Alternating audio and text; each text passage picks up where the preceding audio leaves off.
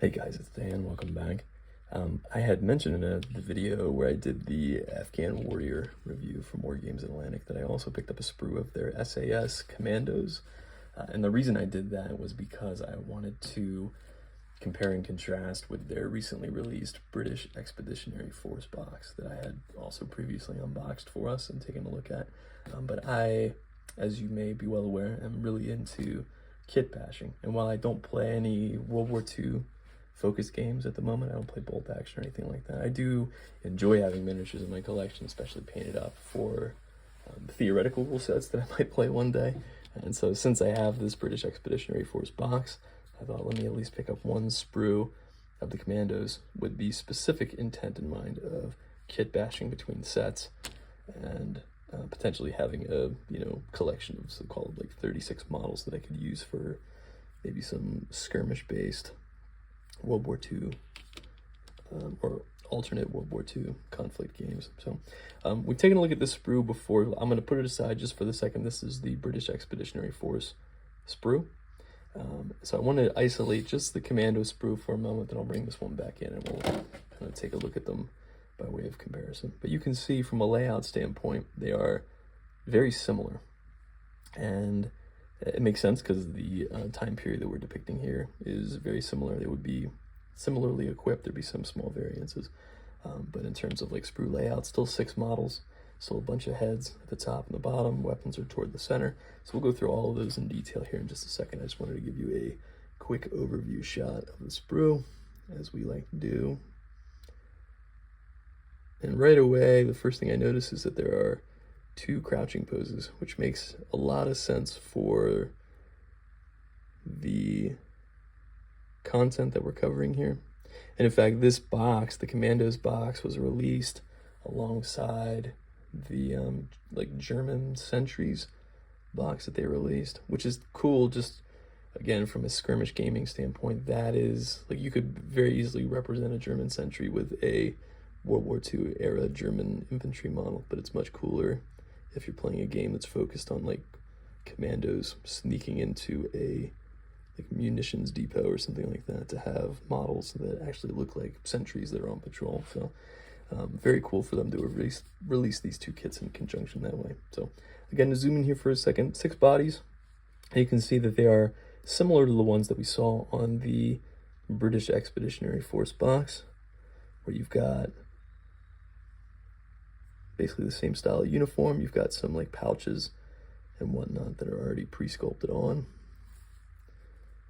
Same thing here, some belts, things like that. I would say the Expeditionary Force bodies seem that they have slightly more accoutrements on them, which also makes sense.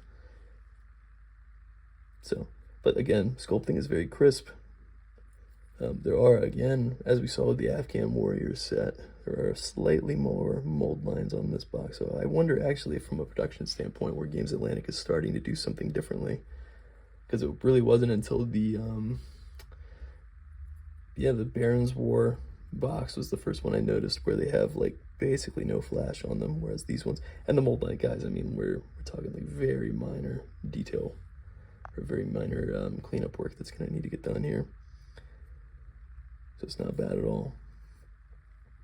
But again, 2 crouching bodies I actually like in this set. No laying down bodies like we saw in the Expeditionary Force box, because for the subject matter, you're gonna have more stealthy looking guys potentially crouching around and whatnot. So well done on the bodies. In terms of head options, I think I actually counted 18 different heads here. So we got some that are like berets down here, a couple of different expressions, some with mustaches, some without. This guy's got like glasses on or goggles, so I don't know if he's like a munitions guy, but that's very cool.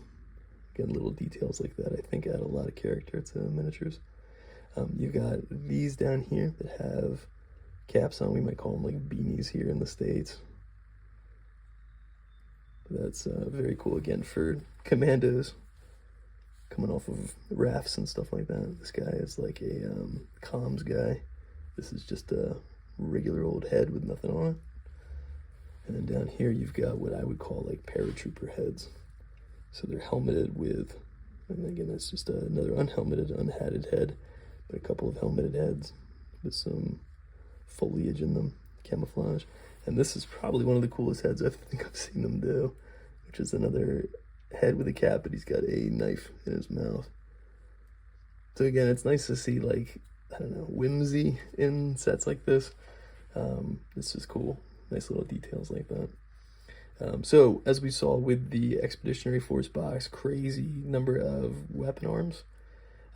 In terms of like the breakdown of it, I'd mentioned that this one includes stun guns, and I count 4 in this particular set. You got a couple, 1, 2, and 3, and 4. And you've got a good number of Thompsons. These ones have regular magazines instead of the drum magazine that we had saw on the Expeditionary Force box. So 4 Thompsons is what I count. A couple of Enfield rifles. So 1, 2, 3, 4 Enfields, and there's one down here with a scope as well. It looks like they've gone with the same numbering system that I have now talked about several times, where you have a right arm, left arm. So like L1 corresponds to R1 somewhere. But that way you never have to do any guesswork. Like if I have the R6 rifle arm here, I just need to look for the L6 left arm in order to match that one up. So very cool that way. You got a Bren gun here in terms of heavier weapon support. And then this one, I actually don't know what that is. Some kind of carbine. But it's neat looking. Again, most of my familiarity is with American World War II weapons, so I don't know what that's supposed to represent. You've got a Colt, certainly looks like a 1911 to me, and then a couple of suppressed pistols. Up here are the ones with the, I can't remember what those are called, but they had like integrated suppressors on them. So great, oh, there's another one down here. Great variety of weapons to choose from here. Good selection, especially again for the subject matter that these are commandos creeping around. I don't need mortars in this set. We need more like submachine guns, things like that. Again, back to accessories. Tons and tons of cool accessories here. A couple of pistol holsters, a couple of daggers, grenades, some generic looking like pouches that could be used to carry explosive ammunition, and then different style of backpacks from what we saw on the Expeditionary Force box. There's like even some of them have like ropes for like rappelling gear, something like that.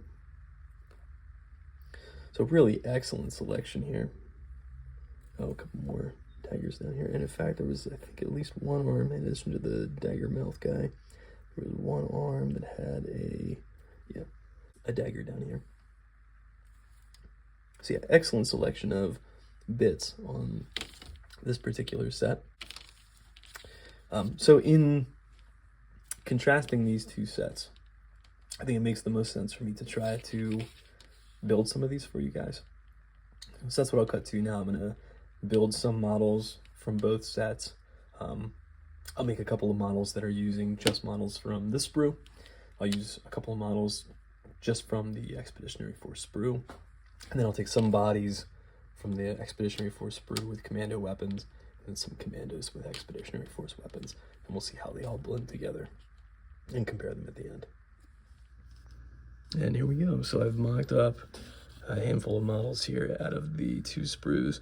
So these 3 bodies on the right-hand side are from the British Expeditionary Force kit. The 2 bodies on the left are from the commando kit.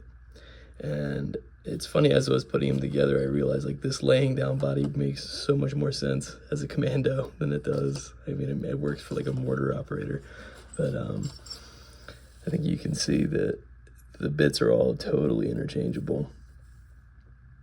Yeah, so most of the accessories on this body is from the Expeditionary Force box, but the head, the accessories are from the commando box, and the Bren gun is from the Expeditionary Force kit. This guy, again, this is Expeditionary Force. The accessories are kind of a blend of both kits. The head is from the Commandos, and the Thompson is from the Commandos. Same thing here, Expeditionary Force body, and all of the accessories on this one actually are from the Commandos. So you can create some pretty dynamic looking poses.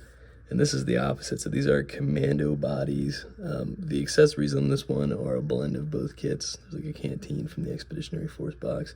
This rifle arm is from the Expeditionary Force. The kind of suppressed pistol is from the Commandos.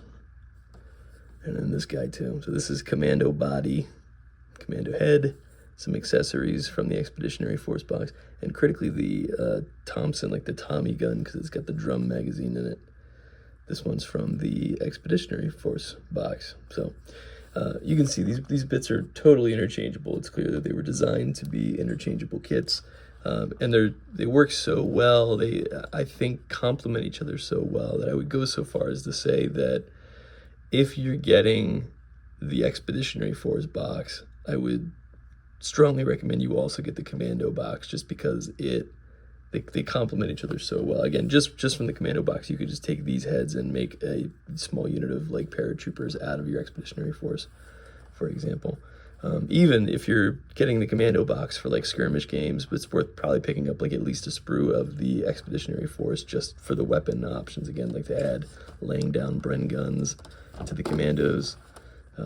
There's some Enfields with like bayonets, which I think also would be cool for Commandos. So it's just, it adds a lot of options for you without having to like do any extensive cutting or anything like that. Just swap some accessory and head and arm options between kits. And not to mention that between the two boxes, then you have you have 12 different poses, 6 different poses from each box.